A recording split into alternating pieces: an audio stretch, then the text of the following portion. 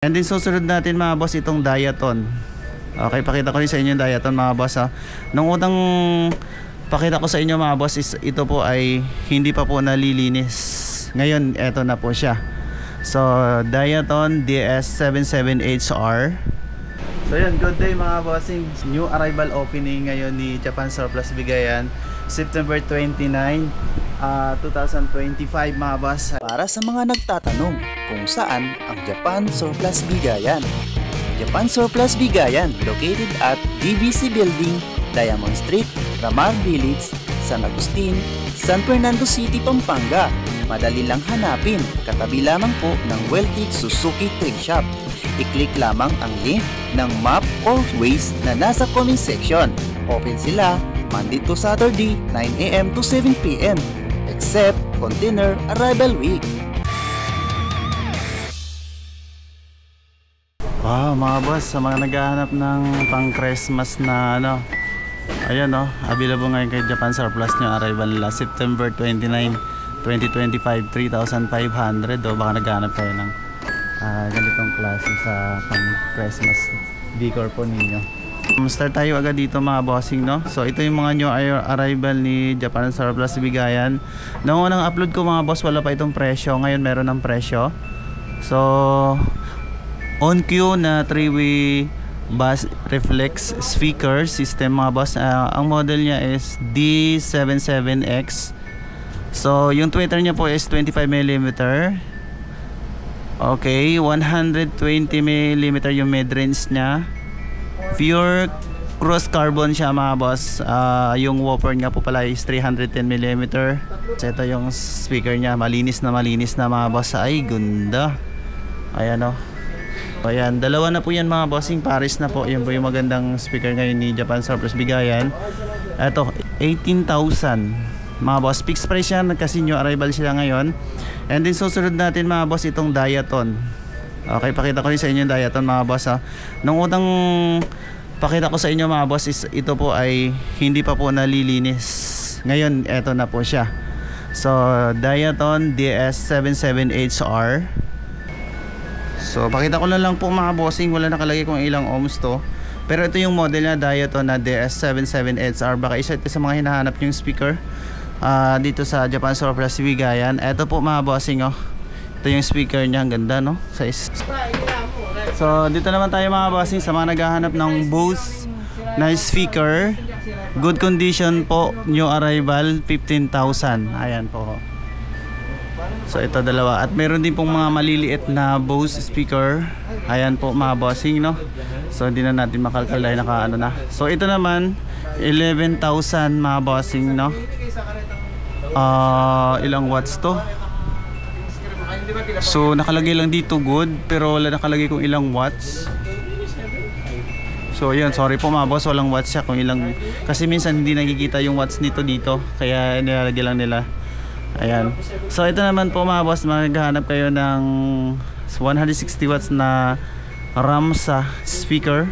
Dalawa to, Paris na yan, automatic yan mga boss, Paris na po. 30,500, 160 watts. Ayan po, mga RAM sa Bose speaker nila. Marami pa dito mga bossing kung naghahanap naman po kayo ng maliliit lang na mga speaker, meron po dito ito yung Private Pro Pioneer po ito, SX720. Okay, 3-way speaker din po siya. Ang tweeter po niya is 25mm. Elasticity, titanium dome diaphragm. So yung mid-range po niya is 77mm po. Okay. So yung woofer po is 20mm. Yeah, pure carbon din po siya ng diaphragm. Ayan po mga boss. Okay. Ayan po, Paris na rin po yan mga bossing. Tingnan natin dito sa taas. Ingatan natin to 8. So 8,000 mga bossing, 8,000. Okay, 8,500 yan mga bossing So mga bossing, hindi ko lahat maipakita sa inyo mga speaker dito mga boss, kasi napakadelikado, baka mahulog ko. Ito na lang po mga bossing, Aurix yung nakikita ko. Ayan, Aurix po na 3-way speaker din po. Low leakage magnetic flux. Okay, 90 watts. Ang impedance po niya is 6 ohms mga bossing. Aurix, ayan o, ganda pa ng speaker niya mga bossing. Good po yan, pero tingnan natin kung ilang. So, medyo malayo sa akin. So, tutok na lang sa presyo niya mga bossing.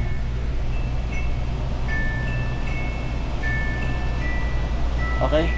So, yan po yung presyo niya mga bossing. So, ito Kenwood mga boss, available din Kenwood Kenwood po na 8 ohms, 90 watts din siya mga boss, 3-way speaker ito. So, baka masira po, tingnan ko to. Ayan no, wow, ganda, pareho, halos same po sila ng speaker ni Aurix, kaya lang magkaiba lang sila ng brand. Wow. Ayan po. Kinis pa nito yung ano, Kenwood. System left pala to mga boss. Baka nagana 6 ohms, same po sila ni Aurix. Ang presyo niya ayan, ayan yung presyo niya mga bossing. Okay. So yun po mga bossing no. Ayan pa, kita ko rin sa inyo. Okay, balik natin itong takip, baka malaglag o masira ako. Okay, maraming salamat nga pala mga bossing sa mga nagko-correct po sa atin dito sa pagbablog natin dito sa Japan Surplus Bigayan no? So salamat sa inyo mga boss, at ako'y na kumbaga nagkakaroon ng idea kung paano i-vlog, ipakita sa inyo itong mga ano speaker ni Japan Surplus Bigayan. So yan po mga boss no, sa naghahanap ng Panasonic Ramsa 10,000 wall mount to mga boss, 10,000 160 watts po yan, good condition, ayan po.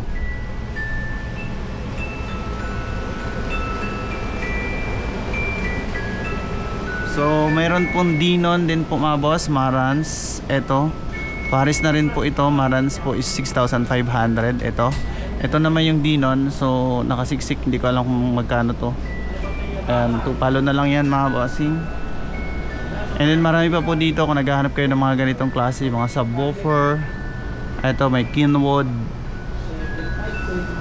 Ayan, may another Yamaha mga bossing nga. Ito baka naghahanap po kayo ulit ng ano mga boss, Arcan pala mga boss. Ito yung pinakita ko nung una. Ayan, dalawa pares na po yan. So tower speaker po siya, Arcan 2. So yun po mga bossing, Arcan 2. Okay, ayan, pares na rin po yan mga bossing ha. Ito po 11,000, Diaton din to, tingnan natin. Ito yung mga malakasan nilang speaker ngayon. So model po nito is Diaton DS35V. Okay, 11,000. So 80 watts siya pala mga bossing no, tested.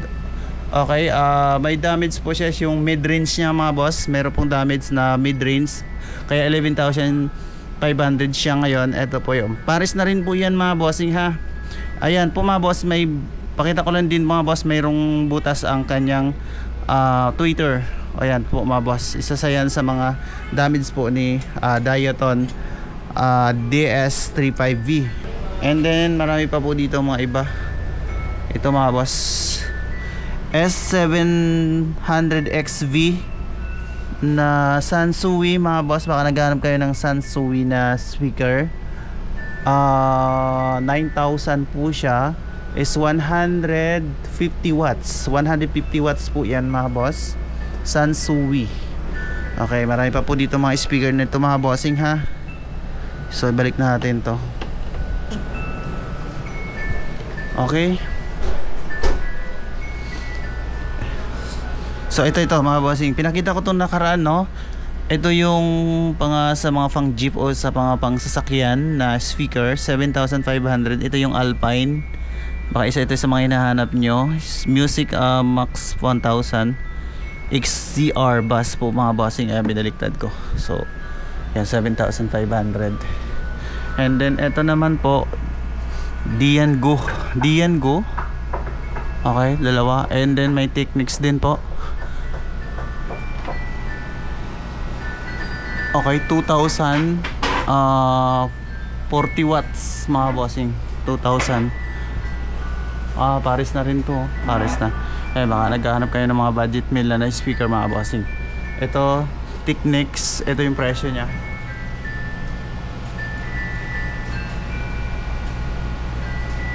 Okay. Ayan po yung presyo niya mga bossing. So, tinataasan ko na lang mga boss kasi mataas, hindi ko maabot. Okay, baka naghahanap naman po kayo ng ganitong klaseng speaker mga bossing. Stand speaker 60 watts 7,500.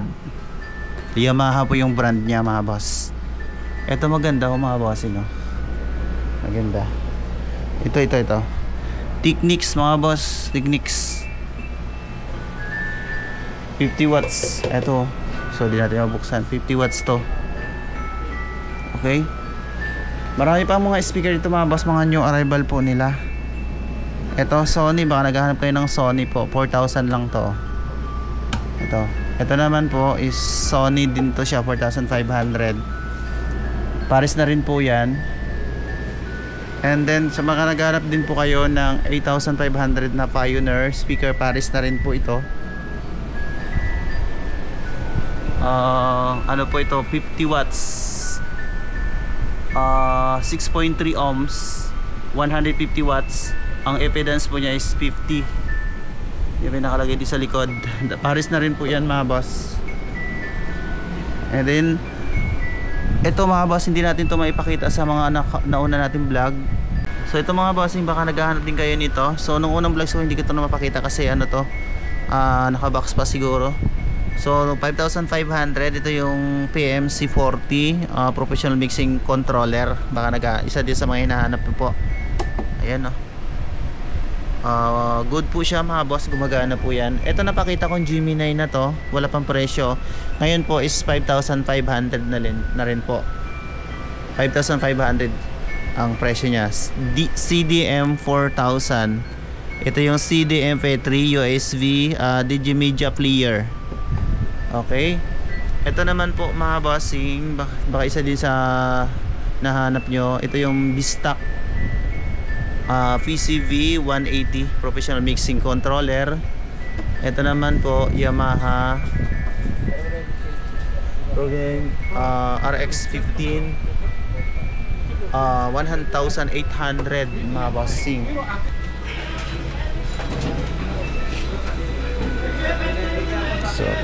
So yan po mga sold na yan mga bossing. Ito Aurex naman po 80 watts 8,000 new arrival po yan. Ang model po nito mga bossing is yun ang Aurex po. Okay, stereo amplifier po mga boss. Model po SV320 80 watts Aurex. Ito po 90 watts mga bossing. Sorry, 90 watts. 60 watts pala mga boss, 60 watts. 9,000 Technics po. Ang model niya SU3200. So stereo integrated amplifier po mga bossing. So ayan po mga boss, baka naghahanap kayo ng mga Japan Surplus or lumang modelo na ng mga amplifier, dito lang po kayo pumunta kay Japan Surplus Bigayan.